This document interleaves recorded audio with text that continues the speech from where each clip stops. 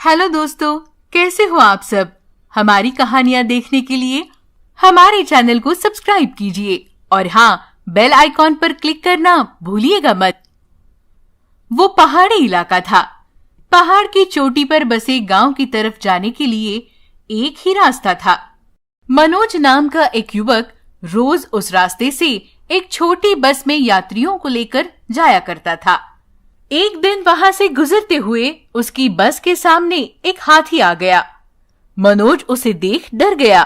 ऐसा रोज होने लगा, पर कुछ ही दिनों में मनोज को भी आदत सी हो जाती है। एक दिन मनोज खाली बस लेकर उस रास्ते से गुजर रहा था और क्या, हमेशा की तरह हाथी बस के सामने आकर रुक गया। मनोज नीचे उतरकर उसके पास जाकर बोला, अरे भाई, रोज यूं इस तरह बस के सामने आकर ठहर जाते हो, आखिर चाहते क्या हो तुम? वो हाथी कहता है, मुझे ये बस बहुत पसंद है। तुम्हारी बस देखकर मैं अपने सारे कष्ट भूल जाता हूँ। मुझे खाने को कुछ नहीं मिलता, भूख के मारे बेहाल हो जाता हूँ, पर ये बस देखकर मैं अपने सारे कष्ट भूल जाता हूँ। इसीलिए रास्ते से गुजरने वाली गाड़ियां देखता रहता हूँ। ओह, तो ये बात है, तुम्हें यहाँ खाने के लिए कुछ नहीं मिलता? यहाँ रास्ते, घर बनाने के लिए पेड़ जो काट दिए हैं, हमें खाने को क्या मिलेगा? एक आध बार कुछ मिल जाता है। अच्छा, ये बात है, तुम चिंता मत करो, मैं तुम्हारी मदद करूंगा, लेकिन तुम यूं बीच रास्ते में गाड़ियों के सामने मत आना। अगर वो गाड़ियां तेजी से आ रही है तो उनके साथ भयंकर हादसा हो सकता है। और हाँ, तुम्हें भी तो चोट लग सकती है, सावधान रहना, ठीक है? हाँ, ठीक है, मैं आज से किसी भी गाड़ी के सामने नहीं आऊंगा। देखो, मैं कल से तुम्हारे लिए भोजन ले आऊंगा। यूं कहकर मनोज भी बस लेकर चला जाता है। अगले दिन हमेशा की तरह मनोज बस लेकर जा रहा था। हाथी बस के सामने आ जाता है। मनोज अपने साथ लाए हुए केले उसे खिला देता है और आगे चला जाता है। केले खाकर हाथी बड़ा खुश हो जाता है। दुनिया में ऐसे लोग भी हैं जो हमारे बारे में सोचते हैं। इसे और इसके परिवार को भगवान हमेशा खुश रखे, इन पर कोई आँच न आने पाए, यही मेरी दुआ है। हाथी मनोज के लिए प्रार्थना करता है। यूं ही दिन बीतते गए। मनोज रोज केले ले जाकर हाथी को खिलाता था। एक दिन मनोज की बीवी उससे कहती है, सुनिए, आप रोज केले खरीद कर ले जा रहे हो क्या? वो बंसी कह रहा था, इतने सारे केले आखिर आप कहाँ ले जाते हो? तब मनोज उसे सारी कहानी बताता है। उसकी बीवी भी मनोज का साथ देते हुए कहती है, ये बड़ा अच्छा काम किया आपने, केले खिलाकर उस हाथी की भूख मिटाई। अगले दिन मनोज केले के व्यापारी बंसी के पास जाकर केले खरीद रहा था। तब बंसी पूछता है, अरे बेटा, इतने सारे केले खरीदते हो, आखिर करते क्या हो इनका? तुम्हारी बीवी से पूछा तो उसने कहा वो नहीं जानती। देखो, बुरा मत मानना, ये जानना मेरे लिए जरूरी नहीं, पर अगर तुम किसी की मदद कर रहे हो तो मैं भी उसमें जुड़ना चाहूंगा।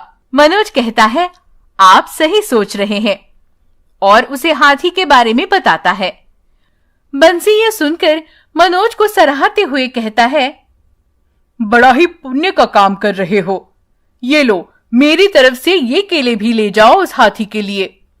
बंसी कहता है, मैं आगे से केले के पैसे नहीं लूंगा तुमसे, मुफ्त में ले जाओ।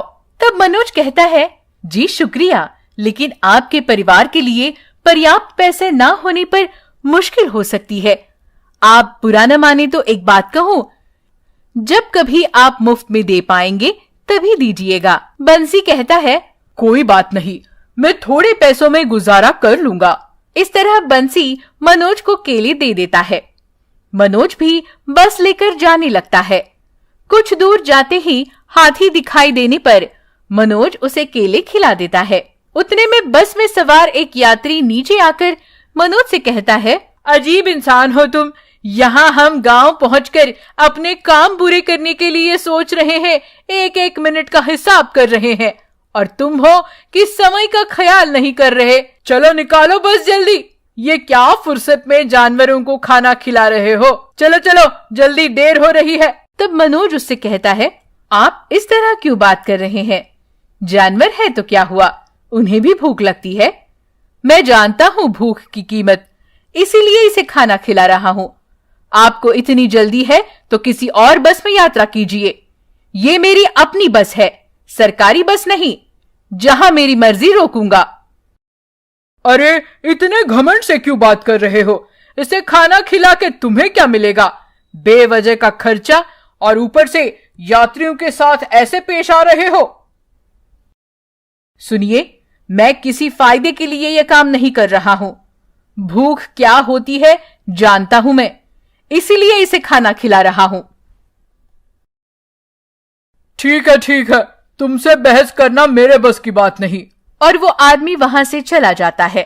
हाथी ये सब देख मनोज से कहता है, मेरे लिए तुम इतना कुछ कर रहे हो, मेरी वजह से तुम्हें कोई तकलीफ हुई हो तो मुझे माफ करो। तब मनोज उससे कहता है, देखो, यूं किसी की बातों का बुरा नहीं मानना चाहिए, ऐसे बहुत लोग होते हैं। हाँ, पर कुछ लोग दिल के बड़े अच्छे होते हैं। देखो, बंसी ने तुम्हारे लिए आज ज्यादा केले भेजे हैं। मनोज उसे बंसी के बारे में बताता है। ओह, बंसी को तो मैं नहीं जानता, लेकिन उसने मेरे लिए केले भेजे, मेरी तरफ से उन्हें धन्यवाद देना। मनोज भी ठीक है कहकर बस लेकर चला जाता है। कुछ दिन बीत जाते हैं। मनोज की तबीयत बिगड़ जाती है। वो सोचता है, हाय, हाथी भोजन के लिए इंतजार कर रहा होगा, पर मेरी तबीयत नासाज है, जाऊं भी तो कैसे? भगवान, मुझे जल्दी ठीक कर दो, वरना वो हाथी भूखा रह जाएगा। हाथी भी मनोज की राह देखते हुए, अरे क्या हुआ, आज मेरा दोस्त अब तक नहीं आया, सब ठीक तो होगा ना? हे भगवान, मेरे दोस्त की रक्षा करना, हाथी प्रार्थना करता है। अगले दिन भी मनोज की तबीयत ठीक नहीं थी।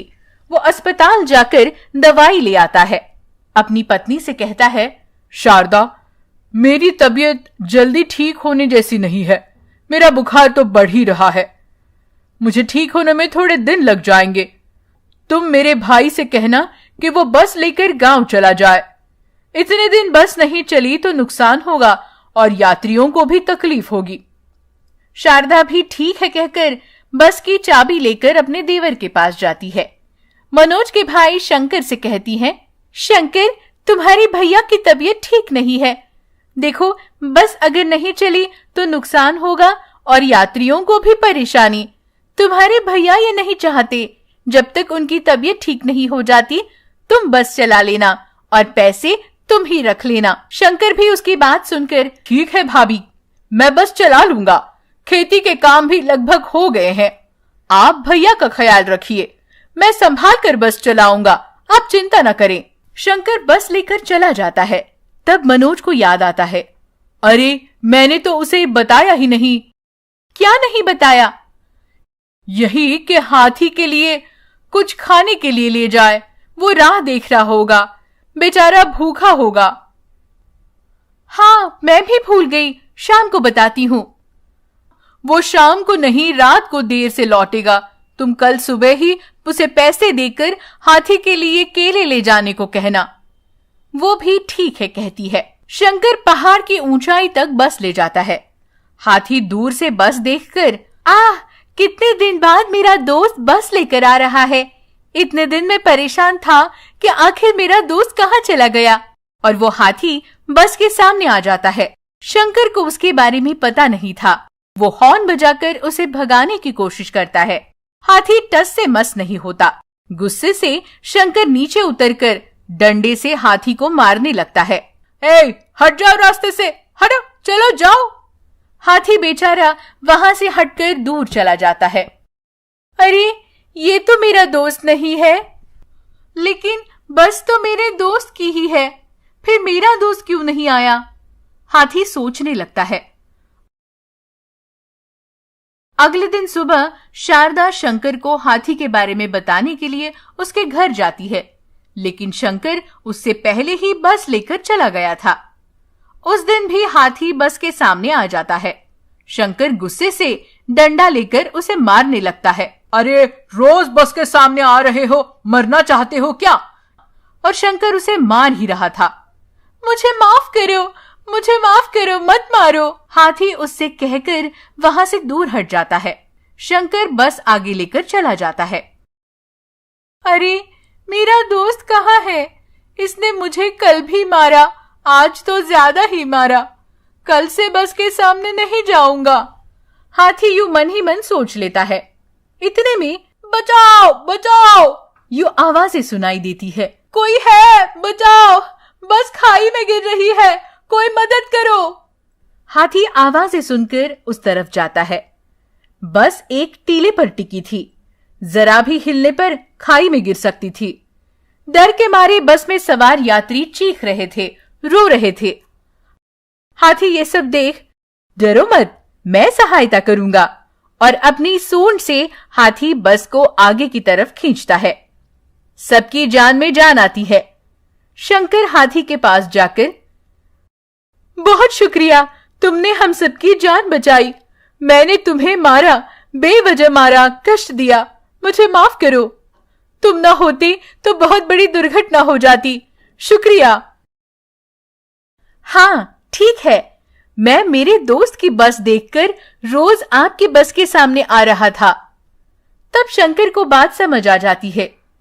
ओह, तो तुम्हारा दोस्त और कोई नहीं बल्कि मेरा भाई मनोज है। उसकी तबीयत सही नहीं है। शंकर हाथी को सारी बातें बताता है। हाथी भी ये सुनकर दुखी हो जाता है। एक बार मुझे मेरे दोस्त के पास ले चलो, शंकर से कहता है। शंकर भी ठीक है कहकर उसे मनोज के पास ले जाता है। हाथी को देख मनोज खुश हो जाता है। हाथी उसे देख रोते हुए उसका हालचाल पूछता है। मनोज भी, तुम चिंता मत करो, मैं अब ठीक हूं, उससे कहता है। शंकर अपने भाई को आप बीती बताता है। वो पूरी कहानी सुनकर मनोज और उसकी पत्नी हाथी को धन्यवाद देते हैं। तुम ना होते तो बड़ी दुर्घटना हो जाती। भगवान ने तुम्हें भेजा हमारी सहायता के लिए। वो उसे धन्यवाद देते नहीं थकते। तब से हाथी भी उनके साथ उनके घर ही रहने लगता है। वो भी बड़े प्यार से उसकी देखभाल करते हैं।